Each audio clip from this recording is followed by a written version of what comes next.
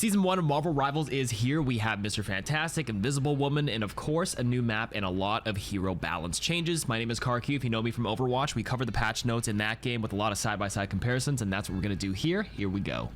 We're going to go in order, starting with Captain America. First, they increase his base health from 650 to 675. The shield HP regen delay after putting down your shield is reduced from 3 seconds to 2 seconds. Liberty Rush's cooldown is also reduced from 12 seconds to 10 seconds. His ultimate, Assemble, or Freedom Charge is what it's actually called. Its cost is going to be reduced from 3,400 to 3,100, so you can build it a lot quicker. However, it is slightly nerfed where the additional HP per second to himself is going to be reduced from 110 to 100. For Doctor Strange, they added damage fall off to his Maelstrom of Madness. So the side-by-side, you can see he does a little less damage at the maximum range of 8 meters. Damage fall off has also been added to the Gamma version of it, which is the team up with Hulk, starting at 5 meters and reducing to 70% damage reduction at 8 meters.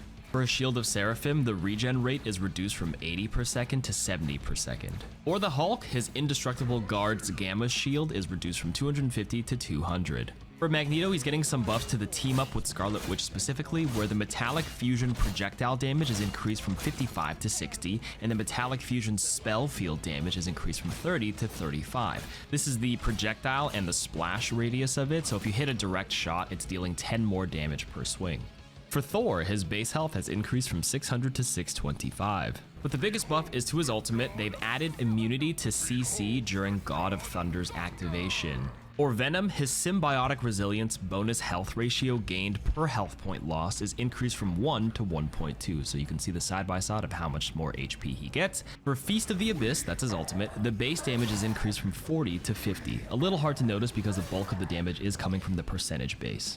Moving on to the Duelist, Black Panther, getting some nerfs here. The additional health provided to himself after refreshing his Vibranium marks with his dash, the Spirit Rend, is going to be reduced from 40 to 30. The maximum bonus health he can get from doing this is also reduced from 120 to 75. Black Widow's getting some buffs too. The Edge Dancer's range, the kick, is getting increased from 3 meters to 5 meters. The Fleetfoot's recovery time when you have 0 stamina, so the bar is empty, is reduced from 12 seconds to 4 seconds to refill to max. That's a big difference. The Electroplasma Explosion, that's her ultimate, the time to reach its maximum power is reduced from 1 second to 0.6 seconds, so it just charges up a little bit quicker. For Hawkeye, the spread angle between every 2 blast arrows is slightly reduced, but let's face it, who the hell is using this ability when the bulk of it comes from your primary, because why use this when you can just one-shot everybody? Now, Archer's focus passive abilities triggering distance is reduced from 60 meters to 40 meters, and the maximum additional damage he gains from having full charge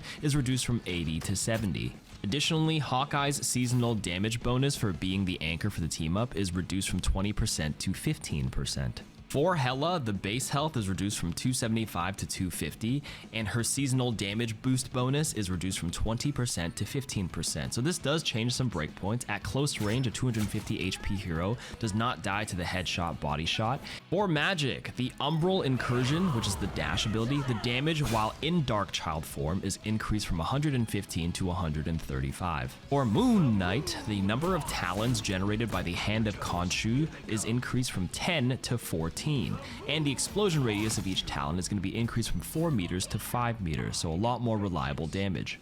For Namor, or Namor, they've adjusted the throwing feel of Monstro Spawn and Frozen Spawn. If you actually look at it, he can throw it way more reliably and stick it onto the walls in desired locations a lot more easily.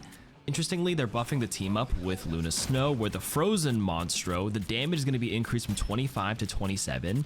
The slowing effect applied to the hit enemies is going to be increased from 25% to 30%.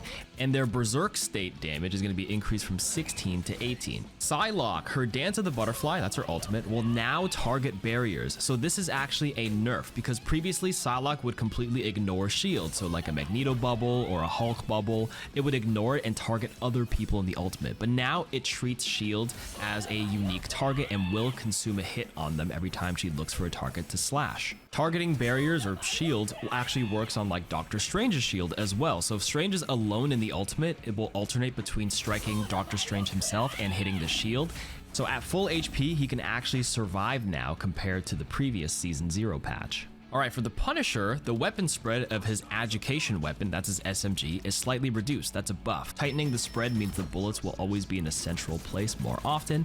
And the weapon spread of Deliverance, which is his shotgun, is also slightly reduced, so a buff there as well. For Scarlet Witch, the Chaos Control's fixed damage is going to be increased from 50 damage per second to 60 damage per second. But the percentage damage is going to be decreased from 5% to 3%. What this means is that the new breakpoint occurs at 500 HP. So if the target's health is below 500 HP, which is the majority of the roster, it is now dealing more damage to them.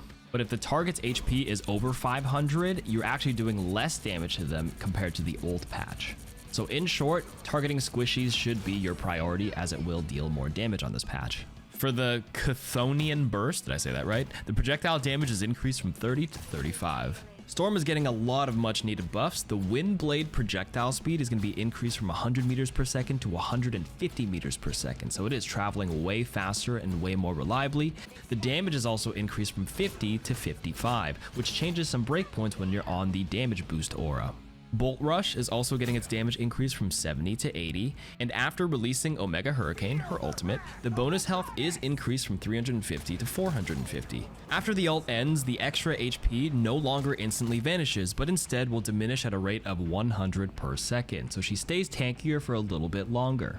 Storm is also getting some buffs to her team up. Her charged Gale's damage is going to be increased from 50 to 55, and the cooldown is going to be reduced from 20 seconds to 15 seconds. For Squirrel Girl, some much needed buffs to her ultimate, the unbeatable Squirrel Tsunami. The squirrels will now target an enemy after bouncing instead of being a complete random bounce, so it's smarter and it homes in on people, which is way more lethal. However, they are nerfing it a bit to give it some more counterplay, where the Tsunami health is going to be reduced from 600 to 300.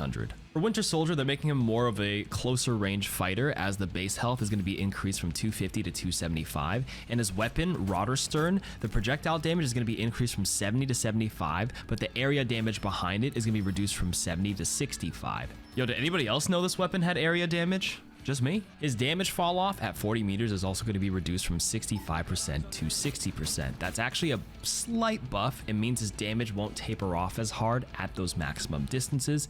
And the bonus health provided by his bionic hook and the tainted voltage is increased from 30 to 40. Wolverine getting his base health increased from 300 to 350. However, the damage reduction ratio provided by the Undying Animal ability is going to be reduced from 50% to 40%. Moving on to Cloak and Dagger, the Dagger Storm, which is the bubble, the cooldown is going to be reduced from 15 seconds to 12 seconds. And then for her ultimate, the number of dashes in Eternal Bond is going to be increased from 3 to 4. And remember, you can stack these, so you can tank like a Punisher's ultimate, even without the Dagger Storm bubble. For Jeff the Land Shark, Joyful Splash, which is his spitting healing ability, is going to be increased from 140 per second to 150 per second, so that's very nice. And the ultimate ability, it's Jeff, can't believe it's actually called that, the range is going to be changed from a 10-meter sphere to a 10-meter radius with a 5-meter high cylindrical field, so it'll feel a lot more intuitive and reliable to know when you're getting sucked up or not. For Luna Snow, they're basically fixing the bug where the switch time between healing and damage in her Fate of Both Worlds is going to be increased from 0.1 seconds to 0.5 seconds of delay. For Mantis, they're nerfing the Nature's Favor, that's her passive movement speed boost. It's going to be reduced from 2.5 meters per second to 1.5 meters per second. And finally, for Rocket Raccoon, the healing of his repair mode, that's his primary fire orbs, is going to be increased from 60 per second to 70 HP per second. And for his team up, the cooldown of ammo intervention is going to be reduced from 45 seconds to 40 seconds for both the Punisher and Winter Soldier.